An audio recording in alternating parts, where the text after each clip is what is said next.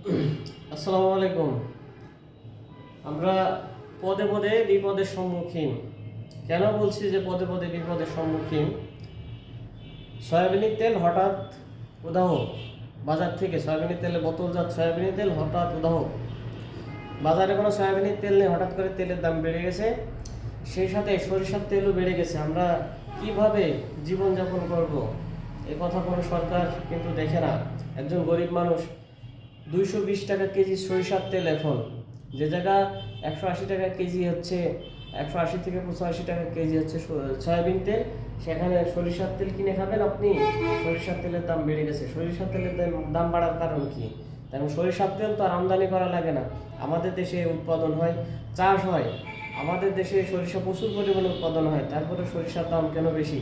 এই যে সরিষার তেল কিনলাম মিল থেকে সরিষার তেল কিনলাম 220 টাকা কেজি। 4 কেজি তেলের দাম, 4 কেজি 130 গ্রাম তেলের দাম আমার দাম পড়েছে 960 টাকা। তাহলে একজন সাধারণ মানুষ কিভাবে জীবনযাপন করবে? 220 টাকা যদি তেলের কেজি হয়, আমরা কাকে বিশ্বাস করব? আমরা কিভাবে জীবনযাপন করব?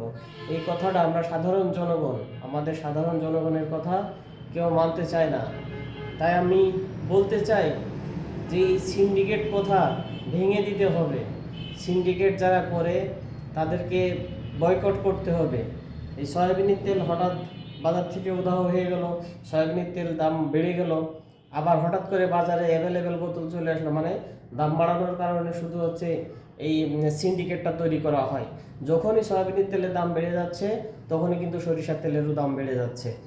সয়াবিনের তেলের সাথে সম্পর্ক, সরিষার তেল তো বাড়ার কথা না দাম, কিন্তু সরিষার তেলের দাম কেন বেড়ে যাচ্ছে? এটাই হচ্ছে জাতির বিবেকের কাছে প্রশ্ন।